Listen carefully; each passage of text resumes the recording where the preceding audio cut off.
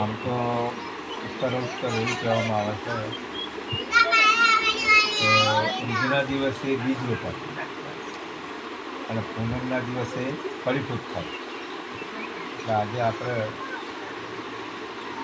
આ પૂનમ જેને કહેવાય કે જે અષાઢી પૂનમ, આજે આપણે બધા આ વિરાટ સ્વરૂપ કહેવાય.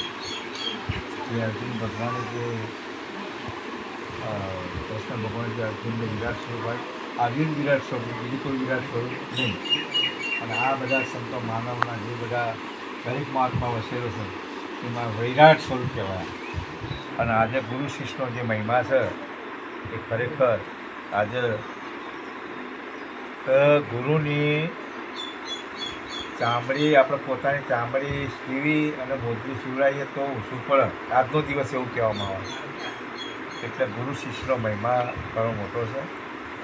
અને ગુરુ શિષ્ય પર, ગુરુ શિષ્ય પર અને શ્રી ગુરુ પર વિશ્વાસ રાખે તો 100% કોમ થાય ને થાય. આ તમારા પોતાના અનુભવ કરવા પડે. હવે એ અનુભવના અંતે આપણે પછી ખરા દિલથી આપણે પ્રેમ ભાવથી યાદ કરવા પડે. રામ ગયા ક્યાં ગયા? સબરીના કયો, પણ એમનો ભાવ હતો. એમાં આપણે કયો એ આખ્યાન કહેવાય, પણ આગળ પૂરેપૂરું આ આખ્યાન પૂરું આ જ કહેવાય.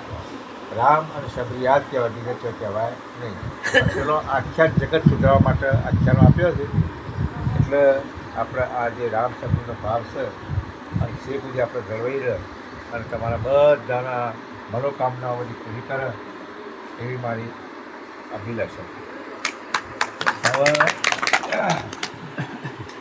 ભક્તિ બાબતમાં જો આપણે જઈએ તો આપણે ઘેરથી આવવું પડે. ભલે તમને સમજ આલી, ગુરુએ શિષ્યને સમજ આલી, પણ એ સમજનો ઉપયોગ આપણે ઘેરથી હડાવવાનો. આપણે પહેલાં માતા પિતા હોય તો માતા પિતાના આપણે એમની સેવા પૂજા આપણે કરવી પડે. પછી બીજા નંબર તમારા ગુરુ હોય તો એ સેવા પૂજા કરવી પડે.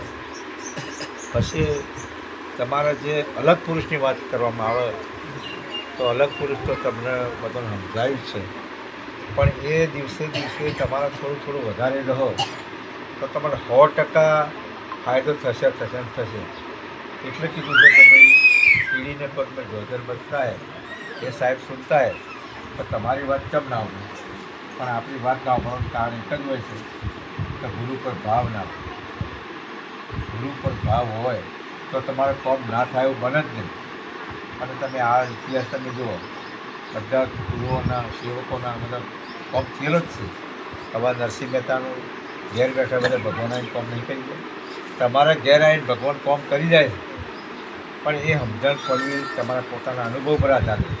તમે જેટલું સવારે ભજન કરતા હોય તો એ અનુભવ તમે કરો તો સવારથી 100 સુધી તમારું કોમ જે હોય મનોકામના એ પૂરી કરે તો સમજી લેવાનું કે તમારા 100% ભગવાન તમારા ઘેર આવેલા. પણ આપણે વિશ્વાસ ના હોય, ભાવ ના હોય તો આપણે ઘેર કોણ હોય? રાવણ. કારણ કે એક જ જગ્યાએ આપણે નાભી કમળ જે બતાવ્યું ગુરુ મહારાજે, જો આગળ રામ હોય તો રાવણ ના હોય, રાવણ હોય તો રામ ના હોય. એટલે એક જ ઘરની અંદર એક જ ખંટાય. એક મેળની અંદર 2 તલવાર કરી હોય નહીં. રોમ હોય તો રાવણ ના હોય અને રાવણ હોય તો રોમ ના હોય. આવું તમારે નક્કી 100% માની જ લેવાનું.